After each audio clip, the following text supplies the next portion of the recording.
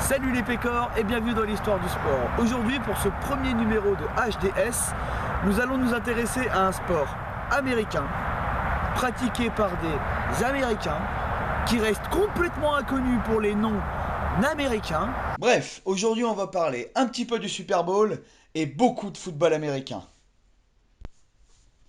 Créé à la fin du XXe siècle au sein des universités américaines, ce dérivé du rugby a mis du temps à trouver sa forme actuelle.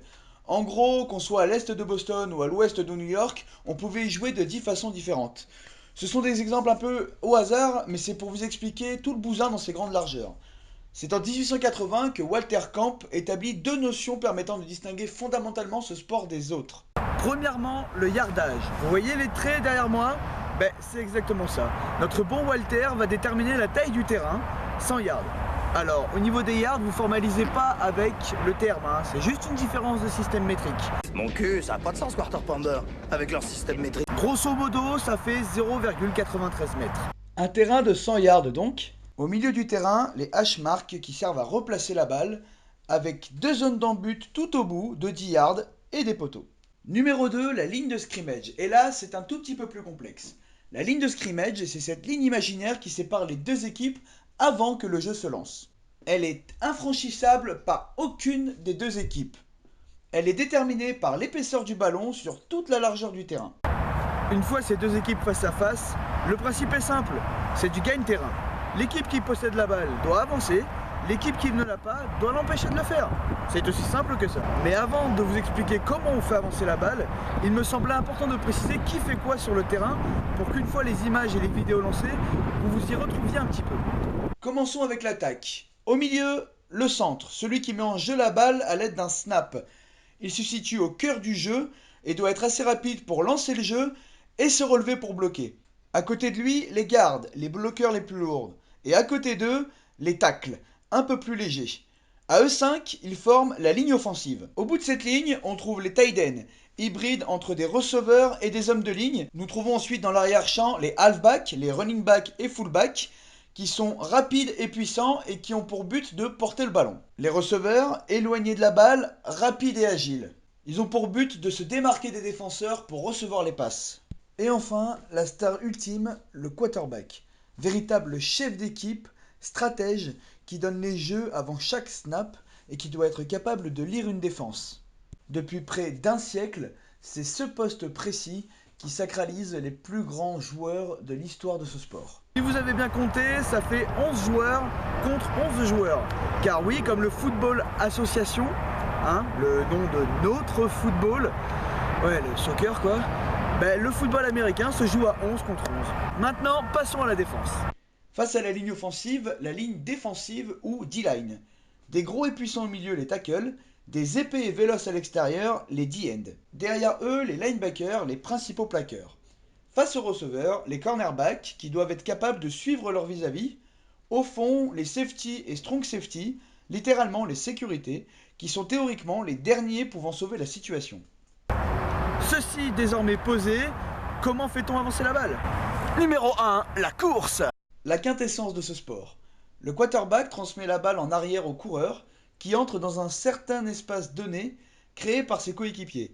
Sur ce genre de jeu, l'activité des hommes de ligne est primordiale. C'est eux qui permettent aux porteurs de balle d'avoir de l'espace dans la défense.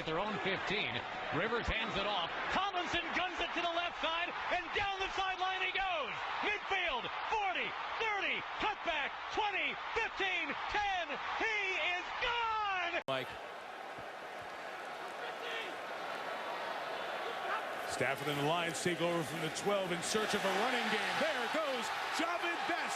Merriweather chasing. Not gonna get him. Javid Best all the way home. Touchdown, Detroit. That's hard to believe. Nobody touched him. That was clean. You're backed up in. Au niveau défensif, les joueurs impactés sont essentiellement la ligne défensive et les linebackers. Les big men doivent résister à la poussée et les plaqueurs doivent, par ordre de préférence, arracher la balle au porteur pour la récupérer,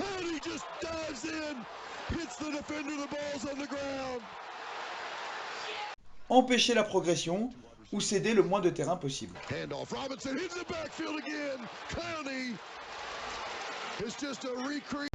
Dans tous les cas, la défense doit empêcher ce genre d'action. Peterson. Oh, he's got that and more. Adrian Peterson. Goodbye. Numéro 2, la passe. Le QB doit cette fois-ci faire une passe avant à ses receveurs. It makes two people on this Rams defense account for him. See if he goes somewhere else with this football. He does go the other way. Catch made. Golden Tate. Touchdown Lions. Mais pas n'importe où. Chaque receveur ayant un tracé à suivre déterminé. La ligne doit donner du temps au quarterback pour faire sa passe en le protégeant. La connexion entre tout cela doit être quasi parfaite. And a second and goal with 22 seconds to go. Newton zips it in and we've got a touchdown. And Dix. En défense, la ligne défensive doit mettre la pression au plus vite sur le passeur. Les secondaires, cornerback et safety, doivent intercepter la balle. Is it a pick? Yes, Mike Adams. If it stands up, spectacular job. Empêcher la balle d'être reçue ou éviter une trop grande progression.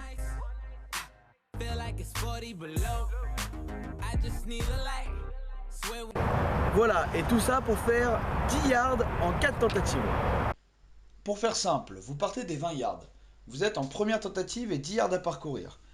Vous faites une course de 3 yards, il vous reste 7 yards à faire et vous êtes en deuxième tentative. Le jeu suivant, vous réussissez une passe pour un gain de 5 yards, vous êtes donc en troisième tentative et 2 yards à parcourir.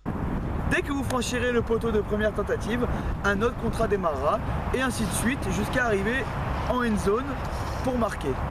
D'ailleurs, comment marque-t-on au football américain? Il y a le touchdown qui rapporte 6 points. Il faut être en possession de la balle dans la zone d'en-but. Newton zips it in and we've got a touchdown. And Dixon, the backup tight end. Ou franchir le plan vertical de la zone d'en-but en possession de la balle. Pour transformer le tout, vous avez le choix à 1 point avec le pied et à 2 points si vous faites un jeu normal à la main en partant de vos 3 yards. Vous avez le field goal, coup de pied placé qui rapporte 3 points que l'on utilise généralement en 4e tentative pour faire fructifier une bonne avancée sur le terrain ou en fin de match quand le match est serré. 57 yards! Dramatic win, Iowa! Et enfin, le safety qui rapporte 2 points qui consiste à plaquer un joueur dans sa propre end zone. And then the ball is loose in the end zone and Wilson's going to cover up, but this time it is a safety. So we had a near safety. Ça y est, vous savez comment se joue le football américain. Félicitations. Passons à la partie un peu plus corsée, la partie historique. Et on va commencer par chez nous. La France, messieurs, dames. Le premier match européen de l'histoire s'est déroulé à Levallois-Perret, dans l'ouest de la région parisienne, en 1897 pour Thanksgiving. Alors, un petit moyen précis entre vous et moi, Thanksgiving, toujours une semaine après le Beaujolais. Toujours. En 1960 et 61, le premier championnat a lieu entre les différentes bases de l'OTAN situées sur le territoire. Les caïds de l'époque se nomment les sabres de Châteauroux. En 1980 se crée la première véritable équipe pérenne de l'Hexagone, les Spartacus de Paris. Il y a une raison précise pour laquelle je suis venu ici, sur ce stade magnifique des Diables Rouges de Villepinte, qui se nomme Stade Laurent Pleygelat, le créateur des Spartacus de Paris. Cette vidéo lui rend hommage. En 1981, le premier championnat de France voit le jour, le casque de diamant. En 1983, la fédération est créée et avec elle une deuxième division nationale, le casque d'or. En 1985, la fédération est enfin reconnue par le ministère. En 89, une troisième division les rejoint, le casque d'argent. Et enfin, en 1990, le championnat junior national. En termes de palmarès, on dénombre pas moins de 11 champions différents en 34 éditions. Les Tauliers, le Flash de la Courneuve avec 9 titres. Suivent juste derrière les Argonautes d'Aix-en-Provence qui n'ont que 8 titres mais près de 17 finales disputées, soit une finale sur 2 depuis sa création. Le champion de France en titre, les Cougars de Saint-Ouen-l'Aumône, les champions juniors en titre, le Blue Star de Marseille. Au niveau international, 69 pays jouent au football à travers le monde, dont la moitié sur le continent européen. Il y a eu 5 Coupes du Monde, 2 pour le Japon, 3 pour les États-Unis. Ah oui, cela fait que 3 Coupes du Monde que les États-Unis peuvent y participer. Bon allez, maintenant, on va passer aux choses sérieuses, les États-Unis. Alors, le football américain aux States. Comment vous expliquer ?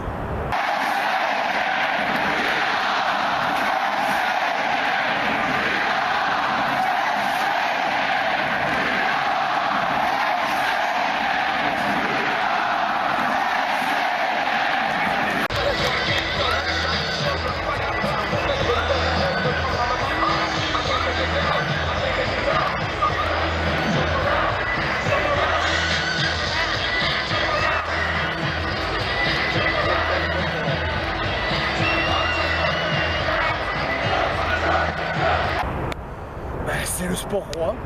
Chaque établissement scolaire depuis l'âge de 10 ans, oui, 10 ans, possède une équipe de football américain. Les choses sérieuses commencent à partir du lycée, le high school, où les lycéens deviennent des stars des petites villes moyennes, où chaque week-end, le vendredi soir, toute la ville se retrouve dans le stade pour célébrer ces jeux. Les universitaires, le championnat NC2A, est le championnat qui réunit le plus de folie, car il représente près de 400 équipes de très haut niveau à travers tout le pays. Alors quelques petits détails de rikiki sur ce championnat, les stades font entre 50 et 120 000 places. Et surtout, les joueurs ne sont pas payés. Ils jouent leur avenir professionnel sur le terrain chaque samedi soir. Alors pourquoi ce sont des matchs avec une intensité folle? Un petit calcul simple. Vous avez seulement 32 équipes professionnelles pour 400 universités, sachant que chacune de ces 32 équipes professionnelles ne peut prendre que 8 nouveaux joueurs par an. Beaucoup de joueurs jouent tout simplement leur future vie de sportif professionnel chaque samedi soir. Allez, parce que je vous aime bien, 2 petites fins de match de folie et ça va me permettre de parler des jeux au pied. On commence avec le derby de Michigan. Il reste 10 secondes à jouer et Michigan State est en mauvaise position et en 4e tentative. Plutôt que de laisser la balle à son adversaire à cet endroit-là, ils peuvent effectuer ce que l'on appelle un punt, un dégagement au pied. Tout ce que le punter doit faire, prendre la balle, taper loin, la faire rouler et laisser écouler le temps. Mais malheureusement, pour lui, il se passe ça. Whoa, he has trouble with the snap, and the ball is free. It's picked up by Michigan State's Jalen Watts Jackson, and he scores on the last play of the game. Unbelievable. Regardez-moi la tête du coach.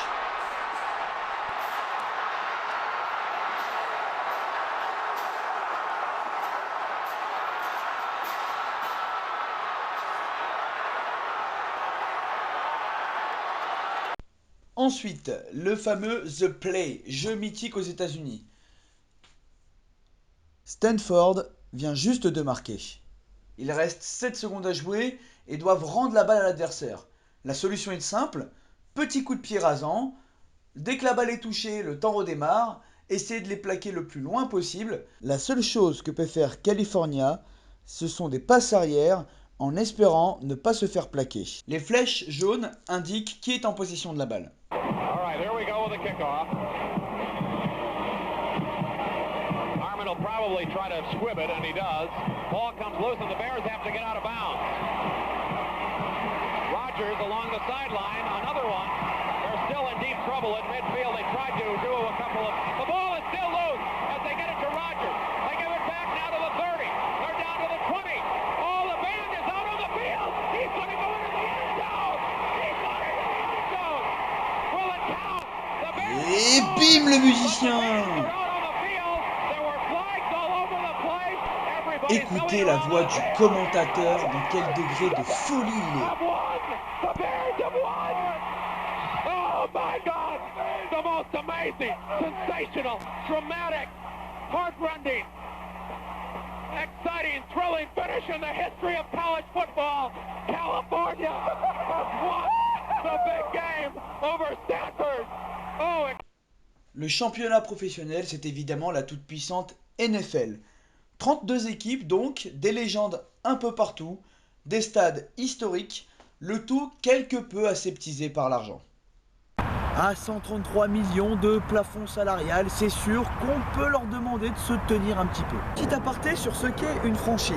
Vous prenez une équipe de sport professionnelle, vous en faites une marque, vous lui donnez un stade et surtout une ligue fermée, où il n'y a pas de montée et de descente à la fin de la saison, dans laquelle tout le monde doit suivre exactement les mêmes règles. Et après 17 semaines de saison régulière et 4 matchs de phase finale, 2 franchises privilégiées peuvent disputer le Super Bowl. Ce 7 février se déroulera le 50e Super Bowl de l'histoire. Comme tous les ans, ce seront près de 2 Américains sur 3 qui seront devant leur poste de télé. Pour vous faire une image simple, c'est comme si 45 millions de Français étaient devant Calais-Nantes pour une finale de Coupe de France. Créé en 1965, le Super Bowl est sacralisé pour 3 raisons. Devenir l'équipe sportive dominante du sport le plus dominant du pays sportif le plus dominant au monde, car oui, les États-Unis sont bien le pays le plus dominant en sport au monde. 2. le show de la mi-temps. Véritable mini-concert où la magie peut opérer pour des moments devenus légendaires. Oh yes. Don't it feel good? Only wanna see you. Can I play this guitar?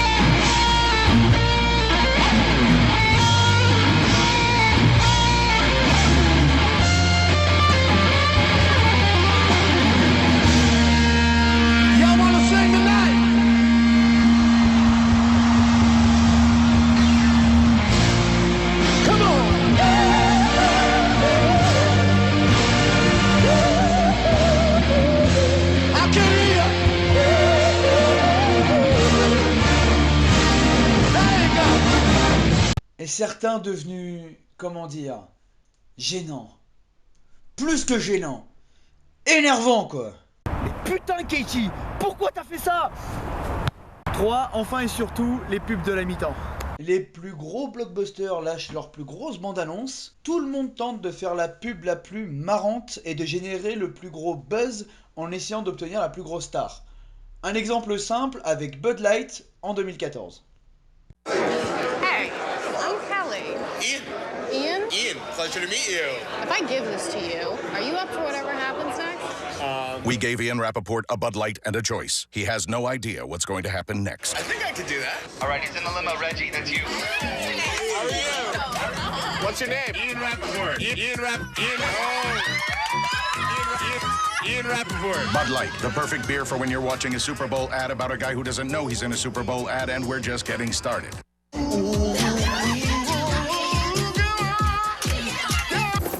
coming in now, guys. Open the doors. Joe. Good evening. Hello, Lily. Hey, Don. How are you? Hey, how's it going? Nice to see you. She's feeling a little under the weather. Hi. Twins. Yes. This is a bizarre night. My mind is blown. They're on their way down. Prepare to be crushed in tiny tennis. Just give me 5 push-ups, 2. I knew it. It's not a bad shot for my little princess.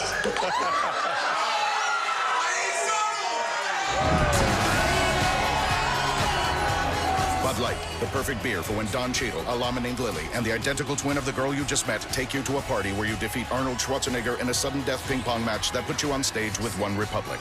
Bud Light, the perfect beer for whatever happens. Faire ces 50 ans de compétition, voici mon petit top 5 des matchs que vous devez à tout prix voir.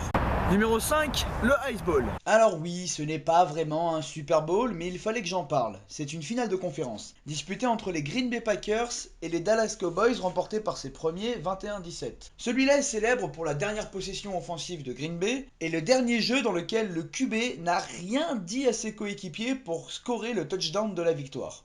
Le tout avec des températures de moins 40 degrés, avec des pointes à moins 57. Tout va bien. Chérie, tu me passes mes moufles? Bref, tout ça, c'était pour vous expliquer que ce sport peut se jouer sous n'importe quelle condition climatique. Sauf l'orage, hein, on va éviter d'avoir des petits électrifiés un peu partout sur le terrain. Et il faut que éventuellement l'eau dépasse la hauteur de la cheville. Ouais, on va pas faire des noyés non plus. Numéro 4, Super Bowl 23. Parce que Joe Montana, le quarterback le plus électrisant de l'histoire, capable de garder un calme olympien là où tout le stade s'enflamme. Et pour Jerry Rice aussi, le receveur de presque tous les records. Numéro 3, Super Bowl 43. Sans déconner, un catch comme ça. Alors qu'il reste à peine 1 minute 20 à jouer sur une passe de Eli Manning pour David Terry, alors que New England mène pratiquement tout le long du match. Stays on his feet. airs it out down the field. It is caught by Tyree. Oh my God. This ball is thrown and Tyree just goes up for it like a basketball player. Harrison trying to knock it down. Bon, en dehors de cette action légendaire, il y a tout dans ce match. De la défense agressive, des rebondissements, une dynastie familiale qui se crée et le début de la galère pour Bill Belichick. On the road and they come rolling into this game with a lot of confidence. Tynes will try from 32. Good snap. Good hold and a good kick. Maroney right side. Touchdown New England. Kyle Brady was able to shield him just enough, and then some tough running by Lawrence Maroney. 2nd and 3. Play action over the middle. Touchdown Giants, David Tyree. Watch where Eli Manning's able to put this throw. Anything less than a perfect throw there could very easily have been intercepted. It's 3rd down and goal. Brady throws, Moss, touchdown! Corey Webster was in trouble as soon as he started backpedaling off the line of scrimmage. They doubled Wes Welker on the inside, and they left Corey Webster one-on-one on Randy Moss. And it just wasn't a match. 9 seconds left. Manning loves it, Burris alone, touchdown New York! Take a look at this route here by Plexico Burris, a great job. Ellis Hobbs in coverage, he starts to the inside just enough to sell the slant. And then he goes to the corner, and it worked beautifully. Eli Manning puts a little pump fake on him to get him to bite, and then goes to the corner. The Giants have won the Super Bowl. It will go down as one of the biggest upsets in Super Bowl history as the Giants win it by 3. Numéro 2, Super Bowl 49.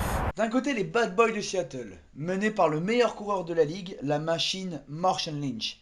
Équipe à la défense imprenable et championne en titre. De l'autre, les Patriots avec son coach sulfureux, toujours à la limite du règlement, Bill Belichick.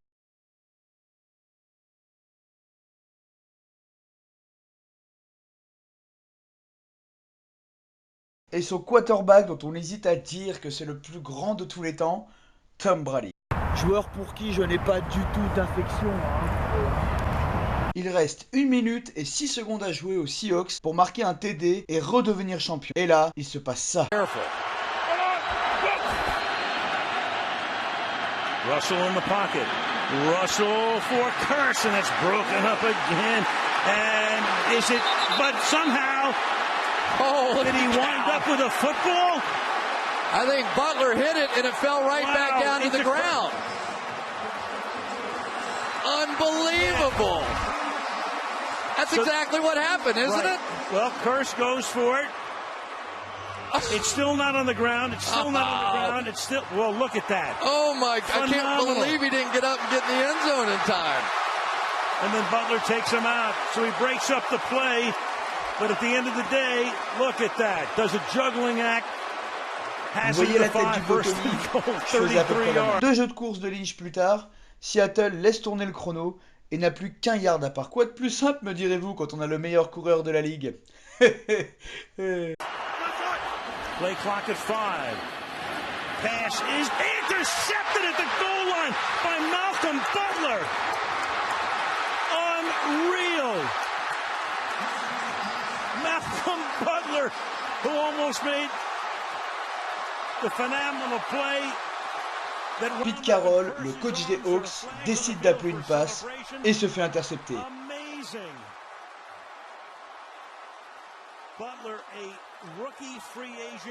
Game over. They tried to pick play, Al. They tried to go here, but he beats him to the punch. And I'm sorry, but I can't believe the call. Me neither. I cannot believe the call. You've got Marshawn Lynch in the backfield. You've got a guy that's been borderline unstoppable in this part of the field. I can't believe the call. And there is Brady.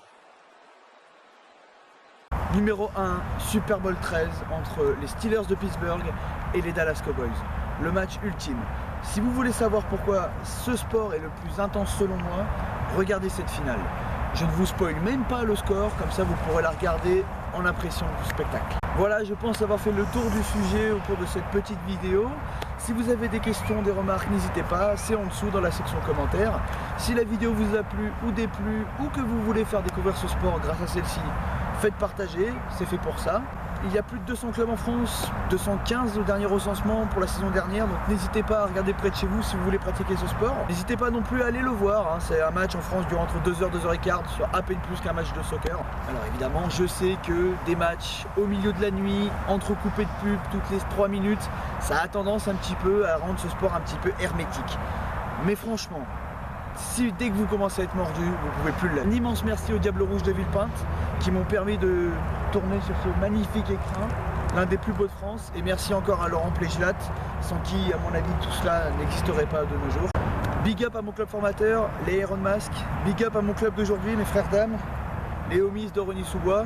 Et une dédicace à ma dernière fratrie, les arbitres, sans qui ce sport ne pourrait pas avoir lieu tout simplement. D'ici peu, je diffuserai une petite vidéo résumée de ce que j'ai pensé du Super Bowl. Restez connectés et on se retrouve le mois prochain pour parler du tournoi à destination et du rugby. Salut!